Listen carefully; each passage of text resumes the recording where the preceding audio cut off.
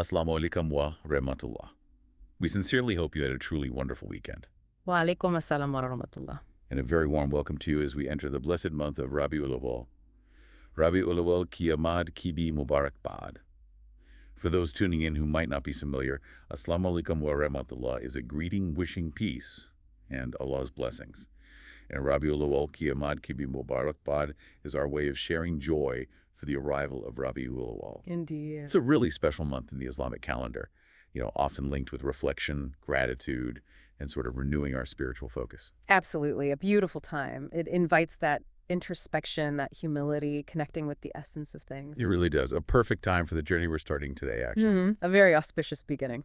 Absolutely. And speaking of connecting with that essence, today we're diving headfirst into a really, really illuminating discussion. आज हम podcast कहने जा रहे हैं discussion में जो सोआत और जवाबात के सिलसिले में डॉक्टर मकसूद और हसन अजीमी ने 22 August 2025 Boss Friday Cookie. So basically we're doing a deep dive into that fascinating Q&A session Dr. Maqsood Azeemi held back on Friday, August 22nd, 2025. Our mission really is to explore Dr. Sahib's insights. They touch on so many common questions, things we all wonder about but maybe find hard to grasp or even put into words. That's right. We're talking about the true essence of ruhaniyat, spirituality. Yeah. And we really want to leave no stone unturned from his discussion. It was incredibly detailed. It really was. And, Dr. Sahib's discussion, it's not just a simple Q&A. It offers this unique lens, doesn't it? A way to view not just complex spiritual ideas, but also our everyday lives, our potential we often don't even realize we have. Exactly. Untapped potential. And he brings clarity to subjects that can feel quite abstract. Grounds them in a way that promises a, truly enlightening journey for all of us, I think. Definitely. He helps us see these surprising connections, right, between the subtle and the manifest. It pushes us to look beyond the obvious. Precisely. Okay. So let's start with Bismillah, which means in the name of Allah. Setting that reflective intention for our deep dive. Bismillah. Right. So to begin, Dr. Sebi lays down a foundation, a starting point. He tells us that carbon, or dukhan, which is Arabic for smoke, essentially signifies the material zone. And this carbon, this smoke, exists in 3 states. Now, just starting there, what's the real significance of defining the material like this, especially as we're about to explore the non-material? Well, it's actually quite a masterstroke of clarity right at the start. When he defines dukhan, smoke, as representing material existence, he's doing more than just, simple classification. He's setting a boundary, a conceptual boundary. He's basically saying, look, this is the tangible, observable realm. The world our 5 senses pick up, the stuff that takes up space, has mass. The physical world. Exactly. And mentioning 3 states, he doesn't go into massive detail there in this specific talk, but you can infer he means different densities, maybe solid, liquid, gas, or perhaps even more subtle elemental states. Right. But the core idea is, this is the physical world we know. And that's crucial because by defining this so clearly, he immediately makes us ask, okay, so what lies beyond this? What exists that isn't carbon, isn't smoke, isn't purely physical? So it sets up the contrast. Precisely. It creates that stark contrast, preparing our minds for the journey into what's not material. That makes a lot of sense. Define the known to explore the unknown. So taking that step, what about what comes before this material zone? Dr. Sahib clarifies that anything preceding it is called Jism-e-Misali, the ideal body. Can you elaborate on that? It sounds fundamental. Oh, it absolutely is. It's pivotal, really the bedrock for so much of what follows in his discussion. Jism-e-Misali, you can think of it as the non-material body, the subtle body. Subtle body. Yeah, imagine like an energetic blueprint, an ideal or conceptual pattern that exists before anything solidifies into the material we see. Like a template. Exactly like a template, or an energetic form. Before a physical object, or even a thought, or a living being takes physical shape, it exists in this subtle, ideal state. It's the unmanifest potential, you could say, a form made of subtle energies, maybe pure consciousness, existing beyond physical space and time constraints. Wow. And it's vital because it just opens our minds immediately to the vast non-physical side of creation and of ourselves, suggestive our existence is much richer, more layered than just our physical form. It's the subtle reality underneath the gross physical one. Okay, so building on this Jism-e-Misali as this subtle blueprint, Dr. Sahib then links angels, jinn, and humans in a really profound way. He says they are all fundamentally tafakkur, essentially core thinkers. And as thinkers, they possess a body of thought. Now, what does that shared capacity for thought tell us? Is this body of thought the Jism-e-Misali itself? Yes, that's precisely the connection he makes. It's truly profound. He explicitly states that this body of thought is the Jism-e-Misali. Okay. And that's not just a metaphor. It's a fundamental statement about conscious existence. It implies that at their core, these three distinct types of beings, angels, jinn, humans, they share this foundational essence. They are conscious thinking entities. Their existence in that non-material form is built on their capacity for thought, for processing information, for awareness. So thought isn't just a brain function then? Exactly. That's the implication. It broadens our view instantly. Thought, consciousness, awareness, they aren't just functions of a physical brain, which is material. Instead, they're deeply ingrained in this more subtle ideal body, the Jism-e-Misali, which actually precedes and permeates our material existence. It is the foundation. So consciousness shapes matter, not the other way around. That's what it suggests, yes. That consciousness is fundamental, and matter arises from it or through it. We are, at our core, beings of thought, linked through this shared, subtle reality. Okay, so if these beings are thinkers, and their body of thought is the Jism-e-Misali, then the mind, the Zen, must play a huge role here. Dr. Sahib calls the mind the processor, receiving and processing info, present in all three. If the mind's the processor, what's its body? How does it fit? You're right on track. The connection is explicit and absolutely central to his framework. The body of the mind, the Zen, is indeed the Jism-e-Misali. Okay. Dr. Sahib explains that the Zen, the mind, it functions as this primary agency. It receives, interprets, processes information from both the manifest, the physical world and the unmanifest realms. This ability to think, process, be aware, understand, it's a shared attribute across angels, jinn, and humans. Right. And by linking the mind directly to Jism-e-Misali, he's highlighting that our mental dimension isn't just biology locked in the skull. It's more fundamental. Exactly. It's a fundamental aspect of existence itself, spiritual, energetic. Our subtle ideal body is intrinsically tied to how we perceive and process reality through thought and awareness. It points to this mental spiritual foundation for our being. Our consciousness isn't limited to the physical. It's part of a larger, subtle, energetic structure. To really get the mind, you have to look beyond the physical to its root in the Jism-e-Misali. It really changes the perspective on what mind even means. And what's fascinating is that this Jism-e-Misali isn't just one single thing. It has three forms, right? Papa Inur, Papa Ihayula, and Papa Yil. Could you break those down for us? What do they tell us about the different states of this ideal body? Certainly, these three forms really illustrate a spectrum, or maybe different densities and levels of manifestation of the Jism-e-Misali, from the most sort of ethereal and refined down to the most grounded and dense. Understanding this is key to grasping our own potential. Okay. So first, Pabi Inur. Literally light-footed, this signifies a pure, luminous, highly refined state. Like angels. Often associated with angels, yes, or higher spiritual beings. It indicates a state of being composed of pure light, subtle energy, or extremely refined consciousness, unburdened by material density. Think of beings whose essence is illumination, clarity, existing in pure thought. Okay, pure light. What's next? Next is Paba-i-Hayula, prime matter-footed.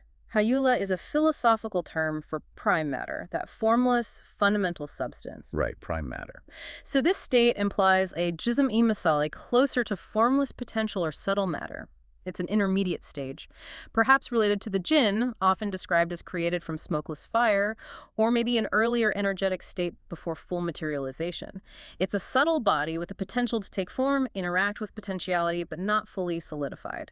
Kind of a bridge between the luminous and the more material. A bridge state.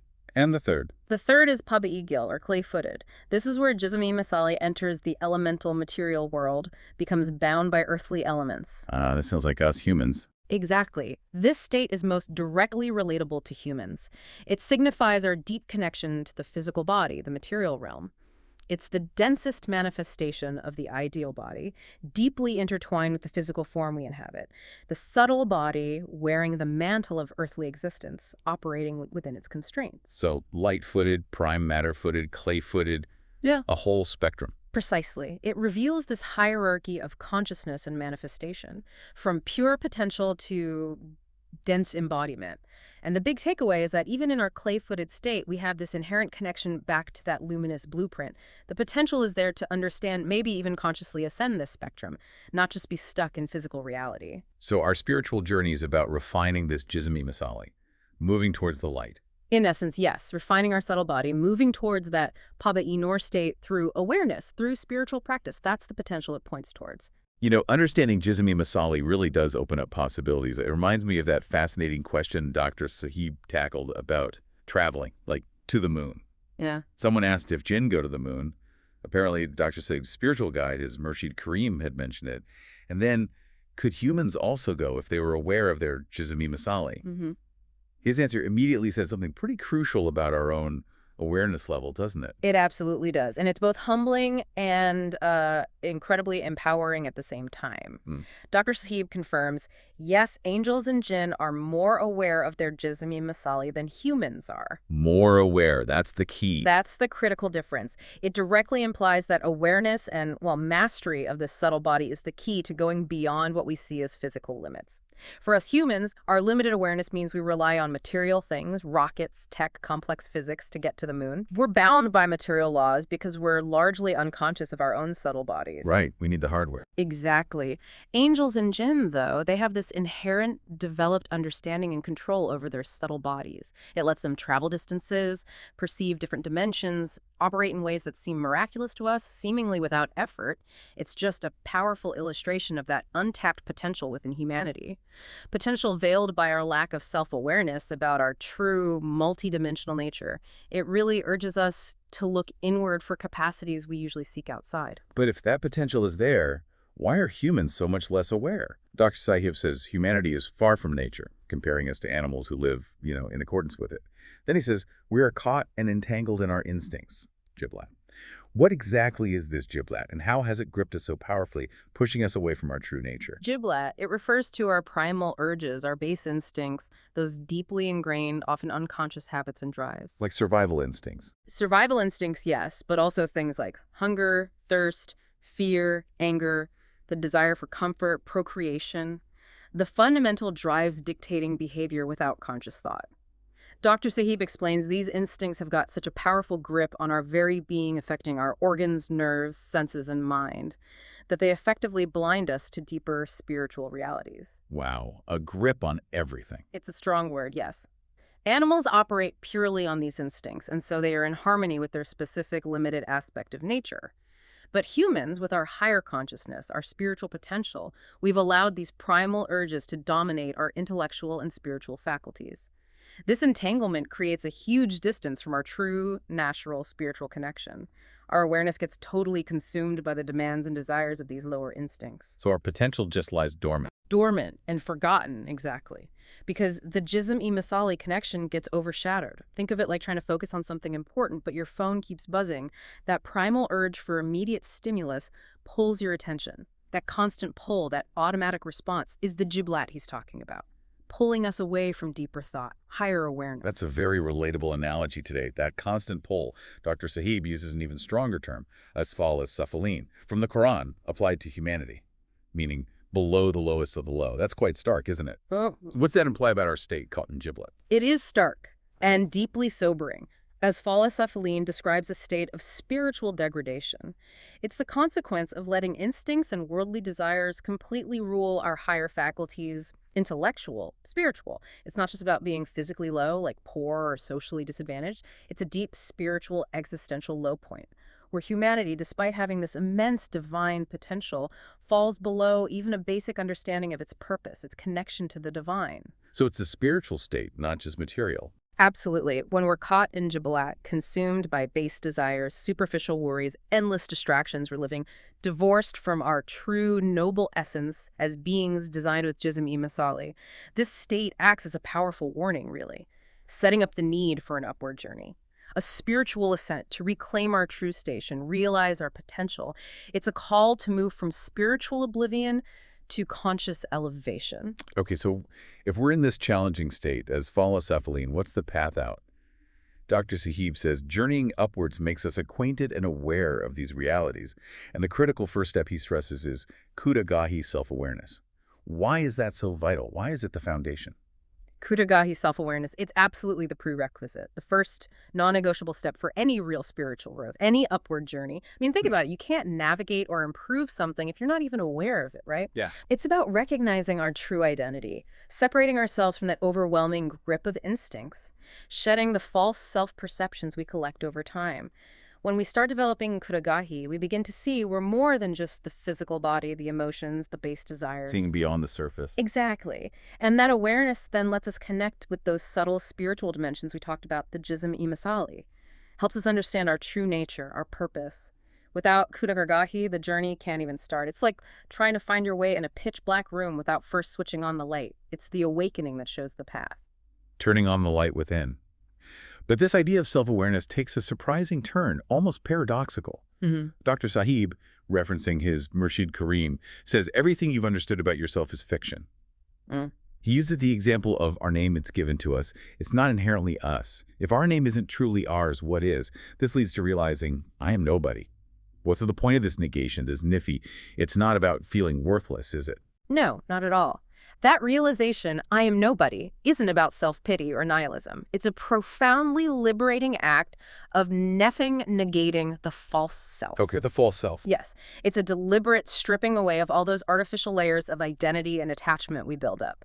Our name, status, possessions, achievements, even the roles we play. Murshid Karim's example of the name really drives it home. These external labels aren't inherently us. They're assigned, acquired, temporary. Right. When we truly accept I am nobody, it means letting go of the ego and all the illusions that bind us to the material. This negation isn't becoming literally nothing. It's about creating an empty space, a pure vessel inside. And that vessel is then open to understanding our true, divinely given purpose, free from the ego's distortions. It's the start of realizing our connection to the infinite, surrendering to a higher identity beyond the constructed self, letting the divine essence shine through, unburdened. Letting go of the constructed self. So once we accept I am nobody, then tajassus, curiosity, takes flight. It leads us to ask why Allah created us, our true purpose. Dr. Sahib says if we grasp we were created to understand him, we become a samoshtani, a vessel of understanding. That sounds incredibly noble, but what's the challenge? Where do we usually stumble? Tajassus, curiosity, yes, it's like a divinely implanted drive in us, a natural pull towards knowledge, discovery that ignites once the false identities fall away, and becoming a samashtani, a vessel of understanding, that is our inherent noble capacity for comprehension, spiritual insight. Allah created us with this potential to understand him, receive his wisdom, reflect his attributes. So we're designed for it. We are designed for it. But the profound challenge, as Dr. Sayyid points out, is that we often, almost unconsciously, deny this very role. How do we deny it? We declare things difficult. Divine revelations like the Quran, profound spiritual sayings. We say they're too hard or beyond us. Oh, that's for scholars, or I'm just a simple person. Wait, it sounds like humility, maybe, but it's actually a profound rejection of our God-given capacity to understand, a denial of our role as samashtani. Wow. So we're refusing the gift. Exactly. And this denial, he suggests, is precisely where our honor, our sharaf, gets compromised, because we're failing to use, actively choosing not to use the very potential that distinguishes us and connects us to the divine. We were made to understand, but we often refuse the job. That's a heavy thought. Our honor lies in using our capabilities, and we often just don't.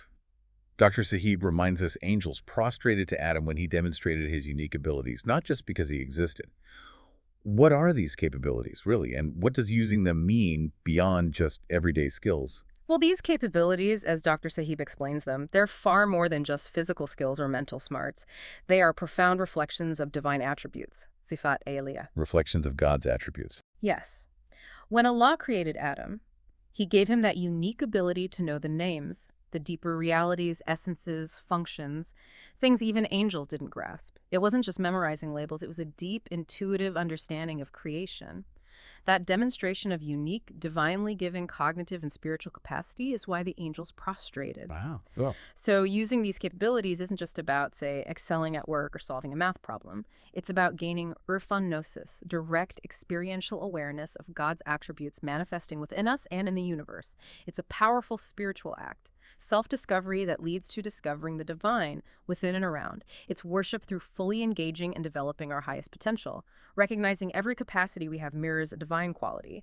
To use them is, in a way, to know God. But we often fall short, don't we? even with these divine reflections inside us. Dr. Sahib points out a critical imbalance. We might use our abilities physically or maybe mentally for intellectual stuff, but we often profoundly neglect the spiritual level. He uses that striking analogy, like only eating food but never drinking water, leads to facade corruption, imbalance. Right. What happens when we live this unbalanced life, ignoring spiritual development, staying spiritually zero? That analogy is perfect, isn't it? It shows the dire consequences. Just like our body needs balanced food, water, rest, movement to function, and our mind needs stimulation, thinking, reflecting, so too does our spiritual dimension need constant cultivation, connecting, understanding the divine. If we focus only on physical needs or even just mental tasks, but neglect spiritual growth, becoming spiritually zero, as he says, our whole existence gets distorted, corrupted. Yes. Facade, corruption. Not just out there in society, but fundamentally within our own being. Our spiritual purpose goes unfulfilled, potential wasted. We live out of harmony with the divine design. Essentially, by paralyzing our mind's deeper functions, refusing spiritual sustenance, ignoring that nourishment, we fail the ultimate purpose we were created for. Leads to deep inner emptiness, outer disorder. The soul just withers without its water. You know, moving on, many people today talk about spiritual states sometimes based on, well, fleeting things like vivid dreams or intense feelings. Yeah, you hear that a lot. But Dr. Sahib really cuts through that. He says a true waliullah, a friend of Allah, isn't about grand claims or dramatic visions. It's about the feeling of Allah's presence. This deep, intimate sense of Allah being a friend. What really differentiates that profound friendship from our more common way of just presenting Allah with our list of problems, almost like dictating our needs. That's such a crucial distinction he makes. Separating genuine connection from, well, ritual or wishful thinking. Genuine wilayat isn't about external shows or power or even specific experiences. It's a profound, intimate, reciprocal relationship with the divine. Reciprocal. Yes. It's not focused on what Allah gives us when we ask. It's about our unwavering, continuous awareness of His constant presence, His active role in every single moment, and our deep, unconditional acceptance of His will, even when it's tough. Acceptance. Exactly. Our usual approach, gathering worries, anxieties, desires, and basically dictating them to Allah, demanding specific fixes, it shows a fundamental flaw in how we see the relationship. It's transactional, self-centered, not truly relational, based on love and trust. Right, like a cosmic vending machine. Kind of, yeah. True friendship with Allah means being content with His decisions, trusting His wisdom implicitly, feeling His closeness, His support, His guidance, not constantly pushing our own agenda or getting upset if our demands aren't met perfectly. It's a state of deep surrender, love, continuous gratitude. The focus shifts from what can I get to how can I be a better friend to Him. That's a huge shift in perspective, from transaction to relation. Dr. Sahib says our whole approach is often flawed because of this misunderstanding. He then brings us back to handling life situations, reminding us Allah left these largely to human choice, and niyat, intention. What's really interesting is this emphasis on the plural, biniyat, by intentions, referring to the Prophet Muhammad's PBUH, saying, why is it so crucial that we repeatedly choose and intend, not just have one single intention? What's the significance of this continuous renewal? The emphasis on the plural, biniyat, by intentions, not just by intention, is fundamental. It highlights a key aspect of human agency, spiritual growth, and the very fabric of reality. It teaches us our ability to handle things, make choices, shape our reality. It doesn't come from one isolated decision. It comes from a consistent, repeated, conscious act of forming intentions. I know, it's continuous. It's continuous, not a one-time mental declaration. Our actions are the result of an ongoing process of conscious choice, a moment-by-moment renewal of intent. Every moment offers a chance to reaffirm our intentions, align our will with divine purpose, or, drift off course.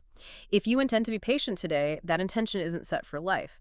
You have to renew it, act on it consciously in each challenging moment. Right. This continuous exercise of niyya is what truly shapes our reality, refines our character, dictates our spiritual journey's path. It speaks to the dynamic nature of existence, reminds us every breath, every thought, every step can be filled with conscious purpose, living intentionally, not passively. Living intentionally. I like that. So it's this continuous effort. Now, the Quran talks about amali salihat, improving our actions. Yeah. Dr. Sahib outlines 2 stages. First, improve actions just to save ourselves from loss, basic righteousness. But then, a higher degree, perfecting actions with such beauty, Darjeh Husn, that Allah loves them. That's a big leap. It is a big leap. What then is the danger of misappropriating our capabilities, misusing them, even in the name of good deeds?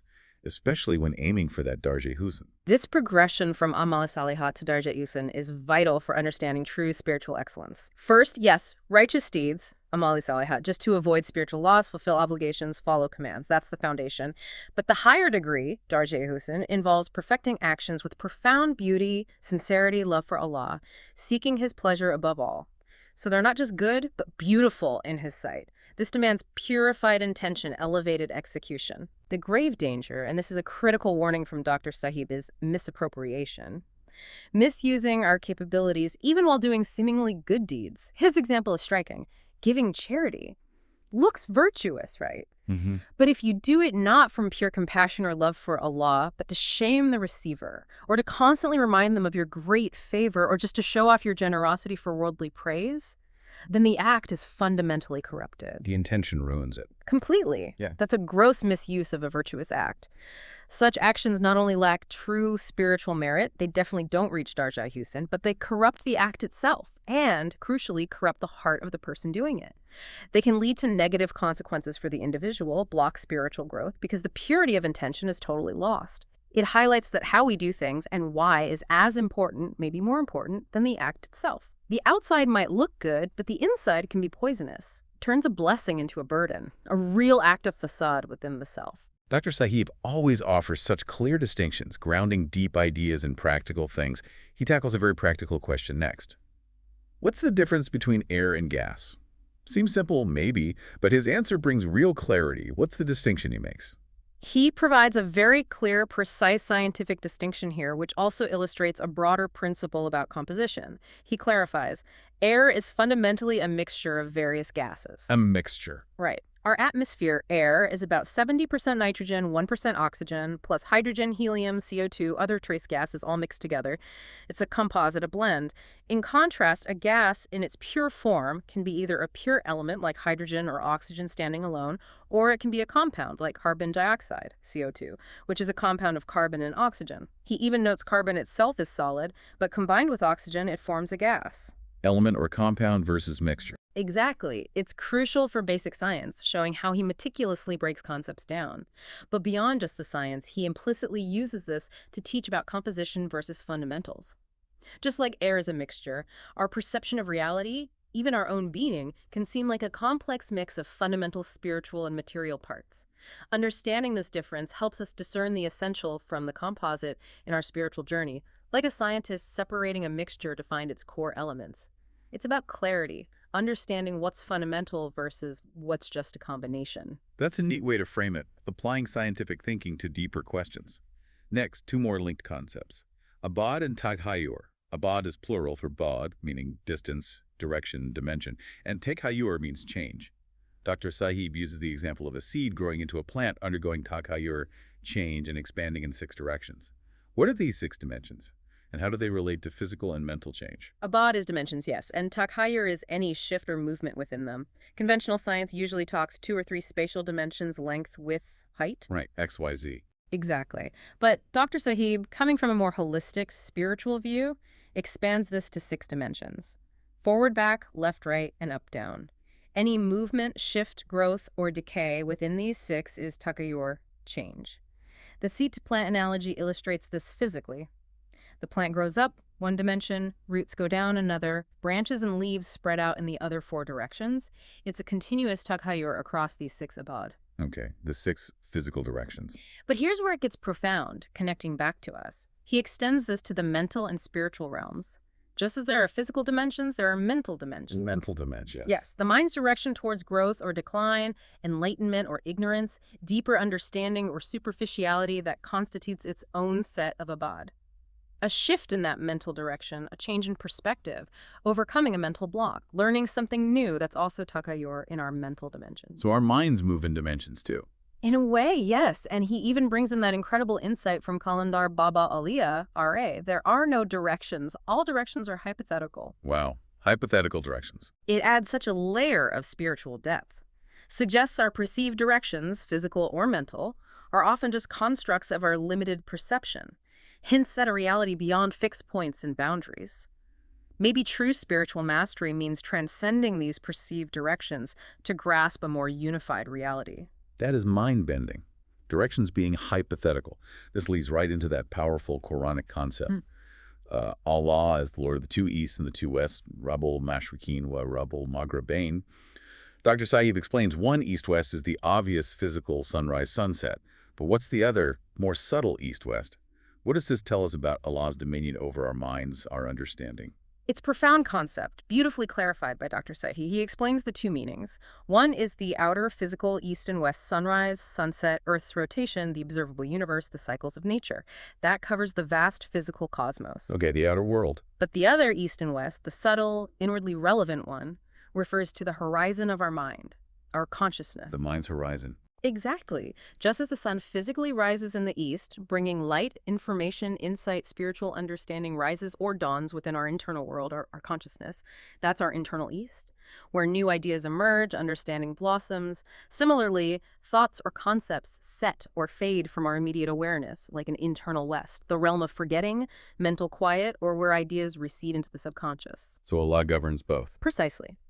By declaring himself Lord of the two Easts and the two Wests, Allah proclaims his absolute dominion over both the external physical world and our internal mental and spiritual landscapes. He initiates thought, brings understanding, allows ideas to fade. He's constantly expanding the horizons of our understanding outwardly via science, inwardly via spiritual insight and revelation. It powerfully reinforces how connected our inner and outer worlds are, all under his continuous, nurturing, all-encompassing sovereignty. Even our flashes of insight ultimately come from him. Now, this next section tackles a really fundamental question, one that's puzzled people for ages. How did Prophet Adam, A.S., make a mistake when he had ilm al-azma, the knowledge of all names? Seems contradictory. It does seem like a puzzle, yes. Dr. Sahib offers a crucial distinction. Adam had ilm, knowledge, but not samaj, understanding. And samaj, he says, comes from experience. Can you unpack that? How did this play out for Adam? This distinction between ilm and samaj is absolutely key to Dr. Sahib's philosophy and a vital lesson for us all.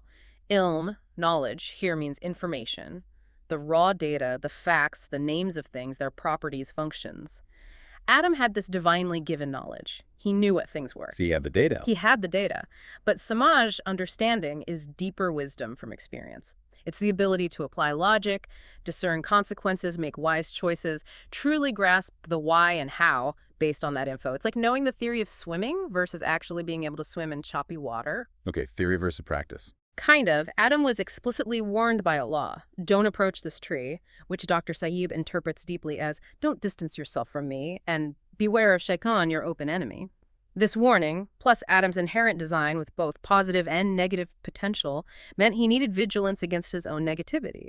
He knew the warning, ilm, but lacked the experiential understanding, samaj, the developed practical logic, to navigate the temptation effectively in that real situation. He hadn't yet experienced the subtle, deceptive power of temptation firsthand. So Adam had positive and negative potential and fell victim to the negative because he didn't exercise simple logic when tempted. Shaitan offered two big temptations, becoming angels and achieving eternity. Looking back, what were the simple logical flaws Adam missed? And why is this failure called zulm, oppression, or wrongdoing? Shaitan's temptations were cunning, hitting core human desires, power, immortality. But logically, Adam should have seen through them with simple reflection. First, becoming angels. Adam had already been honored by Allah. Angels had prostrated to him, signifying his superior station. Why aspire to become something he was already deemed above? Logically, it didn't add up. Right, didn't make sense. Second, eternity. Shaitan suggested the tree would grant eternal life. Adam should have logically thought, can a created tree, part of creation, bestow eternity? Or is eternity solely from the Creator, Allah, who is eternal? A created thing can't grant a divine attribute. Obvious when you put it like that. It seems so, but temptation clouds logic. This failure to use simple fundamental logic is termed zulm. Zulm literally means removing something from its rightful place, doing injustice. By succumbing through illogical thought, Adam effectively removed himself from his inherent connection to Allah, his true station of honor. He did zulm against himself, and the agency blocking that logic, clouding his thought, was Shaitanyat Delri, which thrives on illogical persuasion, emotional appeal. It corrupted his clarity. So zulm is self-inflicted spiritual injustice, rooted in failing to think clearly. Adam realized his zulm, repented, our Lord, we have wronged ourselves, and descended to earth. Dr. Sahib stresses this wasn't punishment, but a lesson. What lesson? And how does Allah's instruction reside on earth Mustaqir and fil ard connect, especially with geometrical progression. Adam's descent was absolutely a profound learning opportunity, divinely designed, not just punishment. He recognized his zulm, how shaitaniyat clouded his logic, and sincerely repented. The core lesson for him and for all humanity was to learn how to actively defeat shaitaniyat, overcome those devilish influences, internal negative potentials, and develop himself so negativity couldn't overpower him again. Learning to fight back. Exactly. Allah's command, Mustaqir fil ard, reside on earth, implies continuous self-development, settling and growing, but dynamically, purposefully. Dr. Saib explains this development must happen through geometrical progression, not arithmetical. Geometrical, like 1, 2, 4, 8. Yes. Not arithmetic, 1, 2, 3, 4. Geometrical, 1, 2, 4, 8, 16, is exponential multiplicative growth, like a zygote becoming a human. Humans are meant for this exponential growth in capabilities, understanding, spiritual awareness, to effectively beat evil. It signifies a rapid, multiplying increase in our spiritual mental faculties, our samaj, our firasat. If we fail to develop like this, fail to combat shaitanya within and without, we face shame before Allah. For squandering the chance He gave for growth and mastery, it's a race against inner and outer darkness, requiring exponential effort. Exponential growth, that's a high bar. And here's where it gets strikingly relevant today. Dr. Sahib argues shaitan still holds us by the neck, stopping us from thinking critically. Through his disciples' people, systems spreading the message, don't think, you'll go mad astray. Convincing us the Quran is difficult, spiritual matters beyond us. Is this why we often resist those trying to guide us towards Allah, towards deeper understanding? Absolutely. This brings ancient wisdom right into today's world. Dr. Sahib argues shaitanyat reigns when we're deliberately discouraged from critical thought, deep reflection, genuine engagement with divine guidance. Shaitan's tactics through his disciples, individuals, ideologies, societal trends, sowing doubt and fear, aim to create mental paralysis. Don't delve too deep, it's dangerous. The Quran's too complex. Spirituality is for specialists. Creating taboo around deep thought. Exactly. This pervasive mindset fosters an environment where we not only avoid seeking God deeply ourselves, but we actively resist, dismiss, even attack those who try to guide us towards that deeper connection, resulting in a tragic cycle of spiritual stagnation, a lost opportunity for that geometrical progression. We came here to defeat Shaitanya by developing samaj and firasat, yet we often end up its unwitting victims, trapped in complacency, held by the neck from thinking. A chilling image, held by the neck. But Allah promises guidance, though it's our job to follow it. This brings us back to the Prophet Muhammad's PBUH teaching. Beware of the believer's foresight, firasat, for he sees with the light of Allah. What does this firasat, this samajani vessel of understanding, empower us to do, especially with all the knowledge around us? That saying about firasat is profoundly relevant, especially against shaitan's fog tactics. Firasat is the believer's deep insight, intuition, foresight, illuminated by divine light. It's not just smarts, it's spiritual discernment. Seeing hidden realities, consequences, this samajdani, the purified, activated vessel of understanding, empowers us not just to gather ilm, knowledge, info, but to truly discern, interpret, and apply it wisely, effectively. Seeing beyond the surface again. Yes. Grasping hidden implications, making choices aligned with divine wisdom, true purpose, using our God-given mental spiritual capacities to understand deeper realities, navigate clearly, resisting shaitaniyat's traps that stop us thinking. Firasat turns mere information into profound wisdom, lets us see what is and what will be with spiritual clarity. Dr. Said gives a powerful, sobering example of using knowledge. The atom. Create an atom bomb destruction or atomic energy. Positive use. Strikingly, Allah didn't stop humans making the bomb. Why not?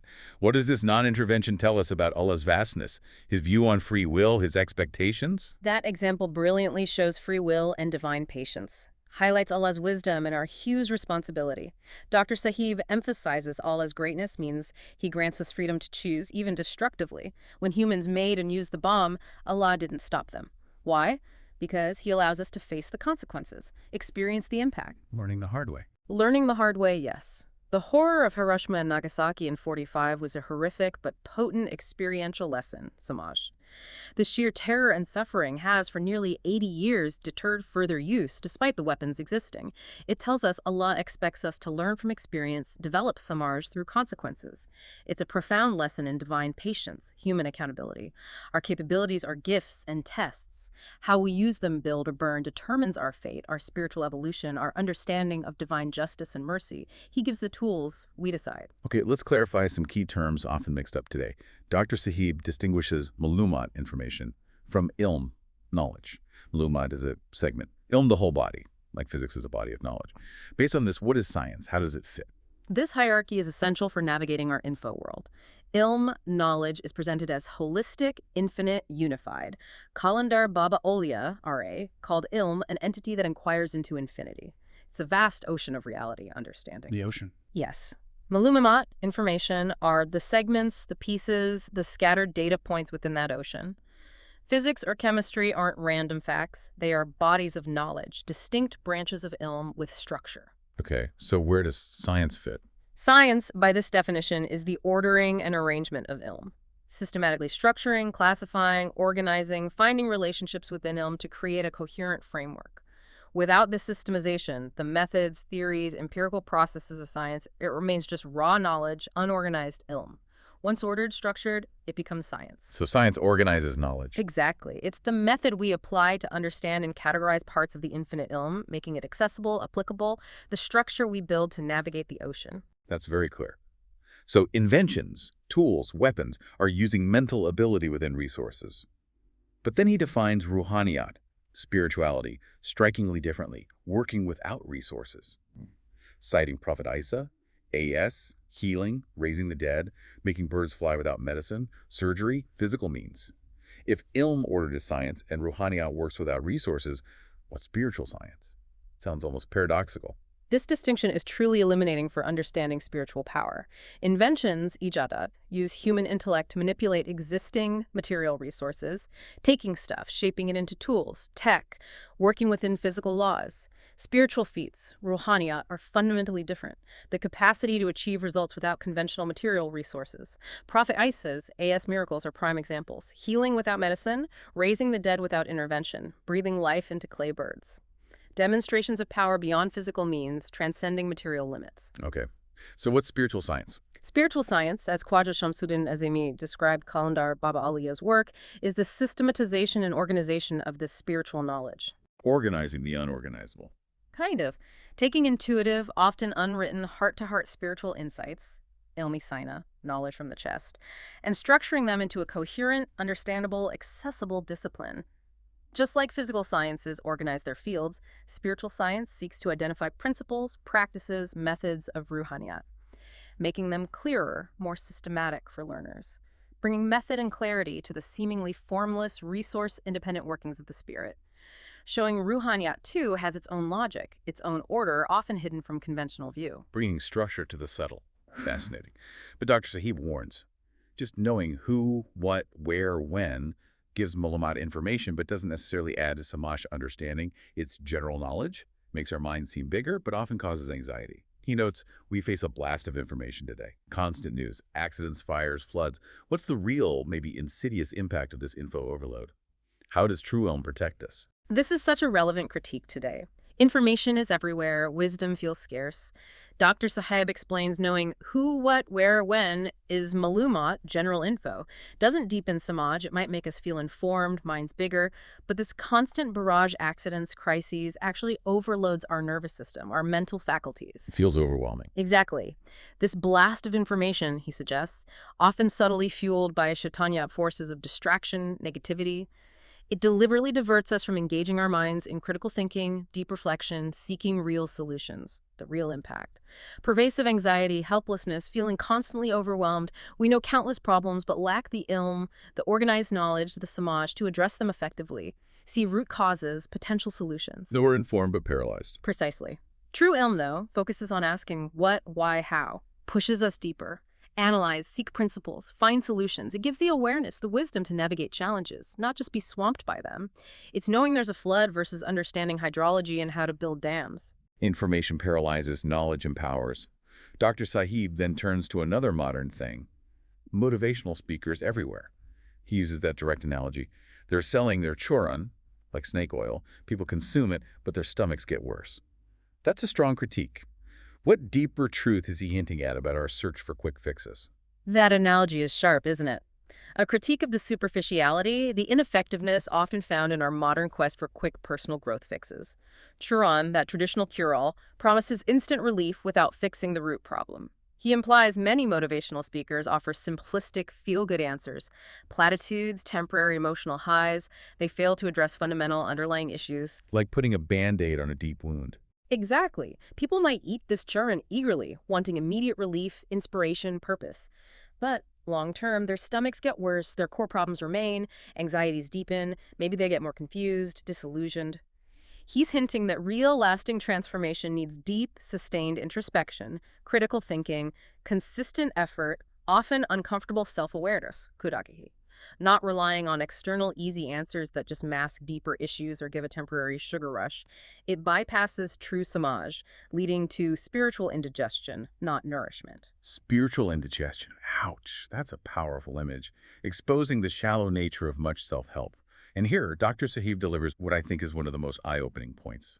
Quoting his Murshid Karim, a genius uses only about 250 brain cells. Out of billions, trillions, he calls this the extreme of our mental poverty. It's meant to shock us awake, that statement. What about someone using more than 250 cells? And why do we applaud a genius for using this tiny fraction while ignoring our own 12 trillion cells, our vast inner capabilities? Murshid Karim's statement really highlights our shocking underuse of potential. A person using 250 brain cells is a genius, only compared to the average using maybe 50 or 100 for focused thought.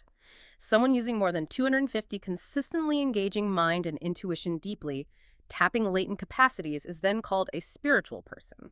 A waliullah, maybe, operating at a much higher level of consciousness. So genius is still relatively low potential use. Relatively, yes. The sheer absurdity, the collective tragedy, is our mental poverty. We celebrate someone activating an infinitesimally small fraction of their brain's potential while staying oblivious, even resistant, to exploring the immense untapped power within ourselves. We're awed by this minimal achievement, failing to see the vast inherent divine capabilities dormant in each of us. We project greatness onto others for a fraction of what we possess. It's staggering when you put it like that. And Allah tells us constantly, use the capabilities he gave you. The Prophet, PBUH, said, he who knows himself knows his Lord. Yet we dismiss our potential. We have nothing. We're incapable. Dr. Sahib calls this kufran in nemat, ingratitude for blessings. Like having treasure at home but refusing to use it. What keeps us stuck in this mental poverty and that comfort zone where shaitan thrives? It is kufran nemat, ingratitude for Allah's immense blessings, boundless potential, not just a minor slip, a fundamental rejection of a divine gift. Like having unimaginable treasure in our own home, those trillions of cells, innate spiritual, mental, intuitive capacities, but denying it, refusing its value, neglecting to use it. Why? Why stay poor when we're rich? What keeps us there? Primarily our deep attachment to a comfort zone. Shaitan loves complacency, he whispers. Why bother? Why think hard? Why challenge yourself? Stay put. It's easier, safer. We find it easier to applaud someone else's tiny achievement, genius, than to undertake the demanding, introspective, often tough journey of exploring and using our own profound, God-given capabilities. Fear of the effort, fear of the unknown within. Both, perhaps. This comfort zone fosters self-imposed spiritual and mental stagnation, stops us fulfilling our purpose, truly knowing ourselves and thus knowing our Lord. We become prisoners of our own inaction, our fear of the vastness within. What an incredible, truly profound journey through Dr. Maqsood Azeemi's insights today. From understanding subtle bodies preceding the material to the real essence of knowledge, confronting our untapped potential, the tactics keeping us in mental poverty. So much to reflect on. It really covers so much ground, doesn't it? It does. We've explored how self-awareness, kudagahi, genuine continuous intentions, biniyat, actively using our God-given capacities, sifat ilahiyah. These aren't just abstract ideals. They're practical, transformative paths to a balanced, purposeful, truly enlightened life. Indeed. Dr. Sahib's words are a powerful, urgent call. Wake up our inner potential. Move beyond illusions, distractions, mental complacency keeping us from our true purpose. He reminds us, discern true knowledge, ilm, from mere info, malumat. Actively engage our minds in continuous self-development, spiritual understanding. It's really a roadmap to unlocking our inner greatness. Absolutely. So if you found clarity here today, if you're someone seeking answers to those common, tricky questions about life, existence, purpose, or if you truly want to grasp the real essence of Ruhaniyat, what it means to be fully alive, please share this deep dive. Share it with them. This is how we grow, learn, uplift each other on this collective journey towards understanding. And for more insights like these, challenging perceptions, expanding horizons, please subscribe to this channel, Melody of Divine. Your support helps us bring these invaluable discussions to more people, illuminating minds, inspiring hearts. And with a lot of dua prayers, good wishes for your continued spiritual journey, may you find peace and profound understanding. Allah Hafiz to all. And especially, our deepest thanks to Dr. Saeed for sharing such incredible wisdom, guiding us through these depths with such clarity. Until next time, keep seeking, keep growing, keep diving deep into the truths that shape our world. And as you reflect, consider this.